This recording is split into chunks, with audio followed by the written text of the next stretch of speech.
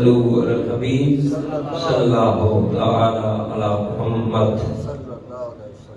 18 ذوالحج حضرت عثمان غنی کا دن ہے۔ میں نے قرآن کی آیت پڑھی، محمد رسول اللہ والذین معہ اشداء علی الکفار رحماء بینہم۔ یہ جو جملہ ہے رحماء بینہم، یہ حضرت عثمان غنی کی شان میں نازل ہوا ہے۔ حضرت عثمان غنی آپ انتہائی رحم دل تھے۔ آپ کے متعلق میرے آقا نے جو جملے ارشاد فرمائے ہیں وہ اپنی مثال آپ ہے۔ حضور علیہ السلام نے آپ کی انفرادی شان پر بہت زیادہ کلام فرمایا۔ حضرت عثمان غنی کی شان، ساری شانیں حضور کی اعلیٰ ہیں جو حضرت عثمان غنی کی میرے نبی نے بیان فرمائی ہیں، پر حضور نے جو فرما دیا نا، میرا عثمان ایسا حیا والا ہے کہ فرشتے بھی اس سے حیا کرتے ہیں۔ میرا عثمان اتنا با حیا ہے کہ فرشتے بھی اس سے حیا کرتے ہیں۔ کیا شان حضرت عثمان غنی کی۔ حضرت عثمان غنی دو باتیں ایسی تھیں آپ کے اندر جو اور کسی میں نہیں تھی۔ ایک، اپنے متعلق اتنا صبر کیا کہ شہید ہو گئے، اتنا صبر کیا کہ آپ شہید ہو گئے۔ اور دوسری شان، آپ نے لوگوں کو قرآن پہ جمع فرمایا ہے۔ جامع قرآن آپ کا لقب ہے۔ حضرت عائشہ صدیقہ فرماتی ہیں، مدینے کے تاجدار نے فرمایا کہ اللہ نے مجھے وحی فرمائی ہے، وحی کے ذریعے اللہ نے فرمایا ہے کہ اپنی دو بیٹیوں رقیہ اور ام کلثوم کا نکاح عثمان سے کر دو۔ ام کلثوم کا نکاح اللہ نے فرمایا۔ یہ بھی آپ کی انفرادی خصوصیت۔ حضرت آدم سے لے کے قیامت تک کسی کو یہ شان نہیں ملے گی جو حضرت عثمان کو یہ شان ملی ہے۔ یہ آپ کی انفرادی شان ہے حضرت عثمان غنی۔ قیامت تک کسی بندے کے عقد نکاح کے اندر کسی نبی کی دو بیٹیاں نہیں آئی سوائے حضرت عثمان غنی کے، اور وہ بھی نبیوں کے تاجدار کی دو بیٹیاں۔ حضرت یہ اونچا بولو دے گورڈ شریف لے آئے، پریدی شریف حاضری لگا رہی ہے۔ اعلیٰ حضرت امام محمد رضا خان نے جملہ لکھا سی، ہو مبارک تجھ کو ذوالنور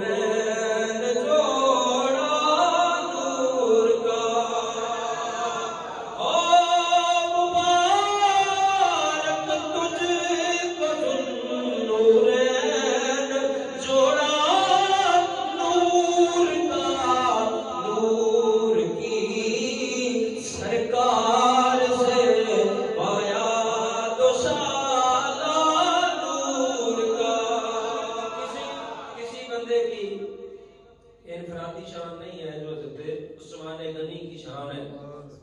حضور کی دو بیٹیاں، سمجھ رہے ہو بات؟ میرے نبی کی دو صاحبزادیاں حضرت عثمان غنی کے نکاح میں۔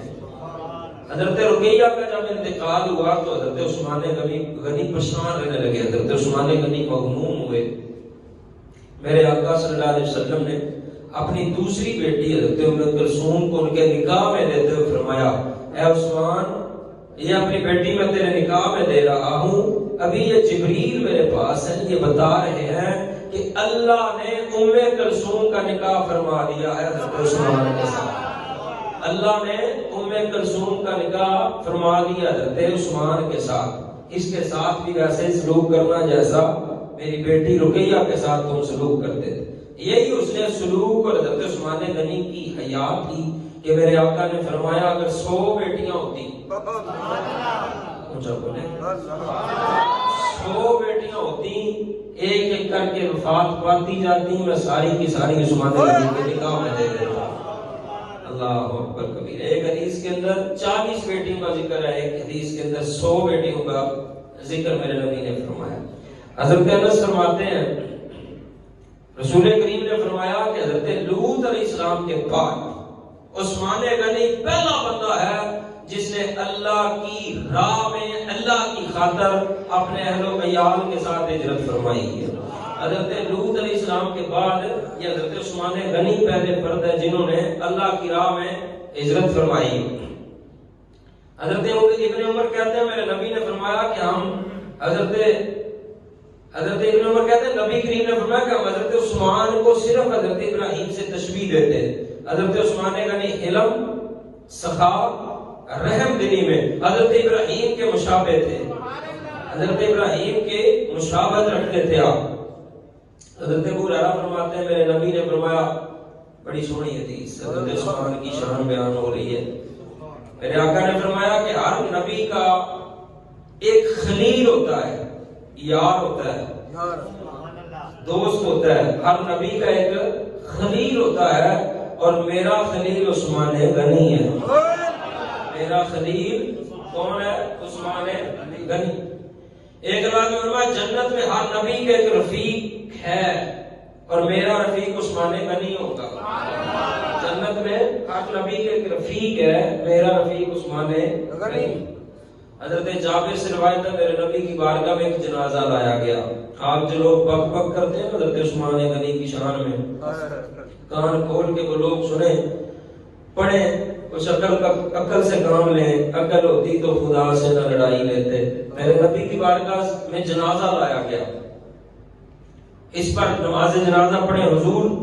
میرے آقا نے اس پر نماز جنازہ نہ پڑھی. آپ کی خدمت میں عرض کی گئی یا رسول اللہ یہ آج تک نہیں ہوا کہ آپ نے کسی کی نماز جنازہ نہ پڑھی ہو. میرے آقا صلی اللہ علیہ وسلم نے فرمایا یہ بندہ میرے عثمان غنی سے بغض رکھتا تھا، اللہ نے اس سے بغض رکھا ہے، اور جس سے اللہ بغض رکھے، اللہ کا محبوب بغض رکھے، اس کا جنازہ ہم نہیں پڑھ سکتا. عثمان غنی جیڑا چوں یاراں دا یار نہیں اودا پنج دن نال ہے، جیڑا چوں یاراں دا یار نہیں اودا پنج پاویں کو لکھاں دعوے پیا کرے. جیڑا چوں یاراں دا یار نہیں اودا پنج دن نال پیار نہیں. لکھ نفل نمازاں پڑھ پاویں، لکھ لمے سجدے کر پاویں، جے آل رسول دا منکر ہے تیرا بیڑا ہونا. سنیو مبارک ہوئے. میرے نبی نے فرمایا رب کائنات جس بندے کے ساتھ بھلائی کا ارادہ فرماتا ہے اس کے دل میں میرے سارے صحابہ کا پیار داخل فرما دیتا ہے.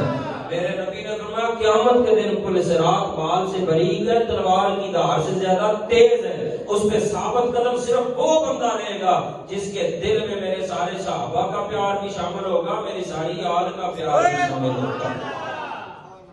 میرے آقا نے جنازہ نہیں پڑھا اس کا، نماز جنازہ نہیں پڑھی اس کی جس کے دل میں حضرت عثمان غنی کا بغض تھا. حضرات میرے آقا صلی اللہ علیہ وسلم چونکہ حضور کا دل کیا کہ عمرہ کرنے چلتے ہیں، عمرے کے ارادے سے صحابہ کرام ساتھ ہیں، کعبہ دیکھنے کے لیے جا رہے ہیں. ایسا وہ قافلہ ہوگا جس کا سردار نبیوں کا تاجدار ہوگا اور جس قافلے والے صحابہ کرام ہوں گے. یہ قافلہ چلا، کافروں نے سمجھا کہ شاید حضور جنگ کرنے کے ارادے سے آ رہے ہیں. ان کی غلط فہمی دور کرنے کے لیے حضرت عثمان غنی کو میرے نبی نے بھیجا. فرمایا جا کے انہیں بتا دے کہ ہم جنگ کرنے نہیں آ رہے، ہم تو کعبے کا دیدار کرنے کے لیے آ رہے ہیں، ہم کعبے کا طواف کرنے کے لیے آ رہے ہیں، ہم عمرہ کرنے کے لیے آ رہے ہیں. حضرات جو فرمائیے گا حضرت عثمان غنی جب وہاں پہ پہنچے تو کافروں کو پیغام سنایا.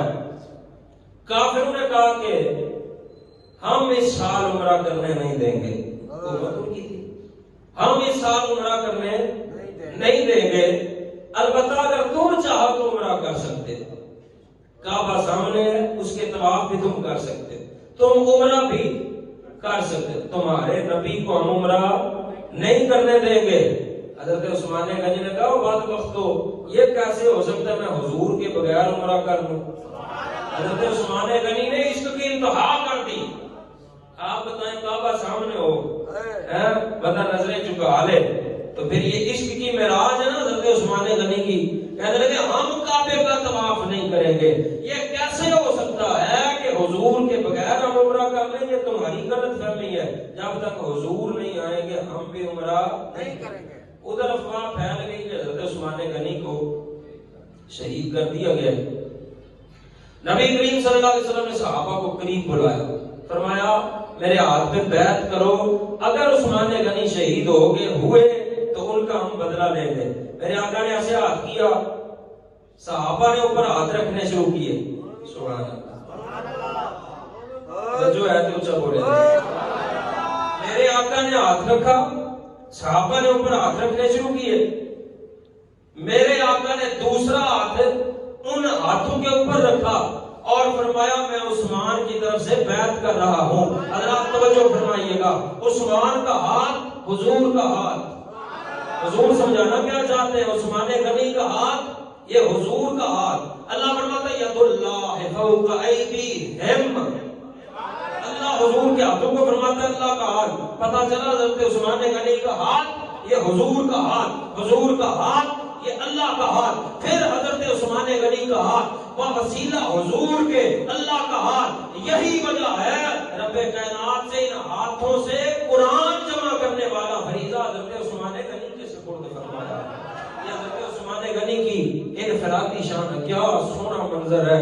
حضرت عثمان غنی کا ہاتھ حضور کا ہاتھ، حضور کا ہاتھ خدا کا ہاتھ، حضور کا کلام اللہ کا کلام، اللہ کے کلام کا جامع یہی ہاتھ جو حضور کے وسیلے سے اللہ کا ہاتھ ہے۔ حضور کو معلوم تھا ایک دور آئے گا لوگ عظمت قرآن کا بھی انکار کریں گے، شان عثمان کا بھی انکار کریں گے۔ حضور علیہ السلام نے حضرت عثمان غنی کے ہاتھ کو اپنا ہاتھ اس لیے قرار دیا تاکہ پتہ چل جائے اگر شان قرآن لا ریب ہے تو شان عثمان بھی لا ریب ہے۔ اگر قرآن کی شان بہت اعلیٰ ہے تو عثمان غنی کی شان بھی بہت اعلیٰ ہے۔ جو عظمت قرآن کا منکر ہے وہ شان عثمان کا منکر ہے، جو شان عثمان کا منکر ہے وہ عظمت قرآن کا منکر ہے۔ بعض بیوقوف لوگ کہتے ہیں اگر حضور کو علم غیب ہوتا تو حضور بیعت کیوں لیتے؟ لیکن آقا حضرت نے گالی کو کہا دیتی عقل ہوتی تو خدا سے نہ لڑائی لیتے۔ ہاں جی، اگر حضور علیہ السلام ان کے اعتراض کا جواب ہے، اگر حضرت حضور سمجھتے کہ باقی حضرت عثمان شہید ہو گئے ہیں تو ان کی طرف سے بیعت کیوں لیتے؟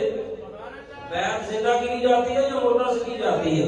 رات دراصل نگاہ نبوت 20 سال بعد اٹھنے والی ایک گردش کو دیکھ رہی تھی۔ اس فتنے میں حضرت عثمان غنی کا ساتھ دینے پر صحابہ سے بیعت لی جا رہی تھی، کیونکہ زبان نبوت سے اعلان ہو چکا تھا ہر دور کے اندر عثمان غنی حق پر ہی ہوگا، عثمان غنی ہر دور میں حق پر ہوگا۔ ذرا آپ توجہ فرمائیں، جن کا حق ہونا زبان نبوت کرے، جن کے ہاتھ کو نبوت اپنا ہاتھ قرار دے، جن کے انتقام کے لیے نبوت صحابہ سے بیعت لے، جو شخصیت جامع القرآن ہو، جنت میں نبی کی رفیق ہو، دنیا آخرت میں حضور کی خلیل ہو، اس عثمان غنی کی کیا شان ہوگی؟ حضرت عثمان غنی کا کتنا بڑا مقام ہو۔ حضرت عثمان غنی تو کلمہ نہیں سی پڑھیا، کلمہ پڑھن تو پہلے بڑی شان تے شوکت جناب بڑے امیر ترین ایک سواریاں دی تعداد ہوندی سی آپ دے نال، نوکر چاکر۔ آپ جدو گھروں باہر نکلتے سن کسی کی ضرورت نہیں سی ہوندی کوئی حضرت عثمان غنی نو پیچھوں آواز مارے۔ حضرت عثمان غنی نکلے ایسے نا شان دے نال، او جڑا امیری سی، سواریاں سن، غلام تے نوکر تے چاکر نکلے باہر، انہاں دی یاری سی حضرت صدیق اکبر دے نال۔ حضرت صدیق اکبر نا ایک جگہ تے بیٹھے سن تے کولوں دی گزریا نا جدوں انہاں دا قافلہ، حضرت صدیق اکبر نے آواز ماری یا عثمان۔ عثمان غنی پیچھے ویکھنے یہ کون ہے؟ کسی دی ضرورت نہیں ہوئی مینوں کوئی آواز مارے۔ حضرت عثمان غنی نے جدوں پیچھے ویکھیا تے حضرت صدیق اکبر سن، آپ سواری تو تھلے رہتے۔ حضرت صدیق اکبر نے کہا کدھر جا رہے ہو؟ انہوں اپنا کام دسیا۔ حضرت صدیق اکبر نے کہا تمہانوں اج ایک ایسے بندے دی بارگاہ نہ لے جانا جنہاں جہو جہا سونا اج تک آئے کوئی نہیں۔ حضرت عثمان غنی سونے بھی بڑے سن، آپ کو حسن تے ناز سی، اگر میرے نال کوئی سونا ہوئے گا، حضرت عثمان غنی تو آخیا نا صدیق اکبر نو میرے نال بھی ود کے کوئی سونا ہوئے گا۔ حضرت صدیق اکبر مسکرا کے فرمایا تو نال لگا چل ایک باری ویکھ لے، ویکھ کے بعد فیصلہ آپ ہی کر لویں۔ ایک باری تو لگا چل جا کے ویکھ لے اور جلوہ تے فیصلہ آپ ہی کر لویں۔ حضرت عثمان غنی نے آخیا ٹھیک ہے، تاں ہی آدھے نا یاری چنگے بندے نال لاؤ، چنگے بندے نال یاری ہوئے گی دنیا بھی سمجھ جائے گی تے قبر حشر بھی سمجھ جائے گا۔ چنگیاں چنگیاں نال لالو یاریاں، مشکلاں آسان ہو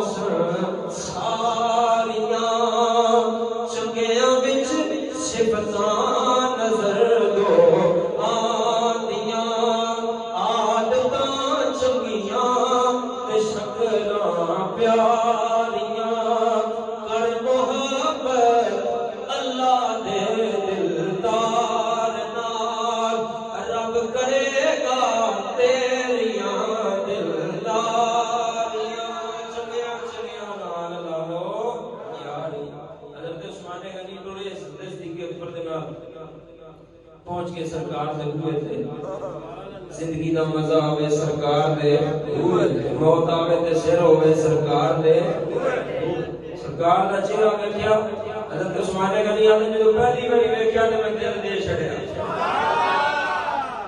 جدو پہلی باری ویکھیا تے دل دے چھڑیا سراں دے سودے ہو جاندے جدو سردار مل جائے سراں دے سودے ہو جاندے جدو سردار مل جائے تے دل دینا ہی پیندا ہے جدو دلدار مل جائے تے دل دینا ہی پیندا ہے جدو دلدار مل جائے سراں دے سودے ہو جاندے جدو سردار دل دینا ہی پیندا ہے جدو دلدار پہلا جلوہ ویکھیا تے میں دل دے دیتا مینوں اپنے اوتے میں آکھیا عثمان ہے میں اپنے اوتے ناز کرنا تو بڑا سونا ہے جڑا سامنے بیٹھے انہاں جا سونا تے اج تک آئے کوئی حضور علیہ الصلوۃ والسلام دے قدماں چ آ گئے حضور دا کلمہ پڑھیا